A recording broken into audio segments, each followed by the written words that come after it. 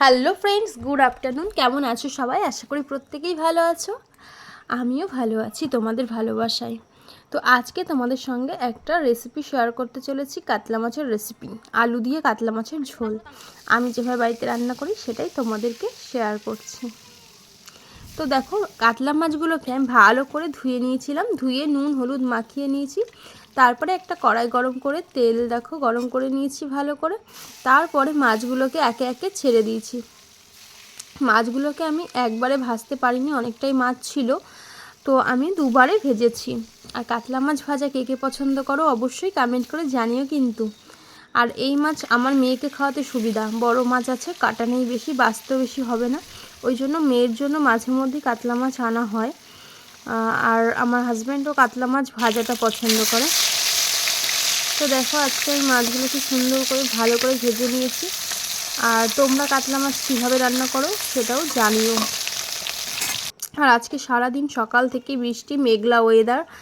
আর সকালবেলায় প্রচণ্ড গরম লাগছিল, তারপর যখন বৃষ্টি হলো ওয়েদারটা বেশ সুন্দর সুন্দর, ঠান্ডা ঠান্ডা, বেশ ভালো লাগছে। এই কদিন যা গরম ছিল কি আর বলবো।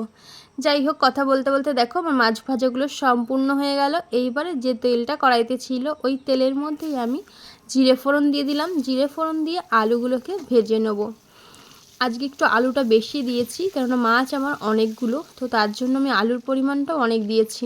আলুর মধ্যে নুন হলুদ দিয়ে দিলাম, দিয়ে বেশ কিছুক্ষণ আলুটাকে ভাজা ভাজা করে নেব। আলুটা লো ফ্লেমে কিছুক্ষণ ভাজতে থাকি, ততক্ষণে আমি মশলাটা শিলে বেটে নিই। মশলা বলতে শুধু জিরে বাটবো। তো দেখো, শিলে আমার জিরে বাটা হয়ে গেছে, ওইটা তোমাদের সঙ্গে আর দেখালাম না। এরপরে দেখো, আলুটা ভাজা ভাজা হয়ে যাওয়ার পরে দিয়ে দিলাম 2 চামচ কাঁচা লঙ্কা বাটা আর 2 চামচ জিরে বাটা। দিয়ে ভালো করে মশলাটাকে আরও বেশ কিছুক্ষণ কষিয়ে নিলাম। তারপরে দিয়ে দিলাম পরিমাণ মতো নুন হলুদ দেওয়ার পরে আর একটু সামান্য জল দিয়ে দিলাম, যাতে মশলাটা লেগে না যায়। জল দেওয়ার পর দেখো, মশলাটাকে বেশ কিছুক্ষণ সময় নিয়ে ভালো করে কষিয়ে নিচ্ছি আমি। মশলাটা দেখো কষানো হয়ে গেছে প্রায়। এবার আমি ওর মধ্যে দিয়ে দিলাম একটা টমেটো কুচি। টমেটো তোমরা নাও দিতে পারো, আমি দিলাম, কেননা আমার ননদের ছেলেটা টমেটো খেতে খুবই পছন্দ করে। তারপরে দেখো, মশলাগুলো আমার কষানো হয়ে গেছে পুরোপুরি, দিয়ে দিলাম পরিমাণ মতো জল। ঝোলটা একটু বেশি দিয়েছি, কেননা মাছগুলো অনেক, আর ঝোলটা একটু ফুটবে, কমে যাবে। তো তার জন্য আমি একটু ঢাকনা দিয়ে ঢেকে দিয়েছিলাম কিছুক্ষণের জন্য। ঢাকনা খুলে দেখছি ঝোলটা ভালোই ফুটে গেছে, তো মাছগুলো আমি দিয়ে দিলাম।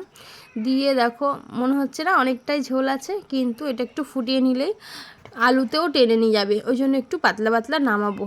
দেখো, আমার মাছের ঝোল পুরো রেডি, কতটা ঝোল কমে গেছে দেখতেই পাচ্ছ তোমরা। আর মাছের ঝোলটা কেমন হয়েছে, তোমাদের কেমন লাগলো অবশ্যই কিন্তু কমেন্ট করে জানিও। আর খেতে কিন্তু খুব ভালো হয়েছিল, দেখো দেখতেও কিন্তু খুবই সুন্দর হয়েছে, কাঁচা লঙ্কার তরকারি কেউ বলবেই না। তো ভিডিওটা প্রথম থেকে শেষ পর্যন্ত দেখার জন্য অসংখ্য ধন্যবাদ।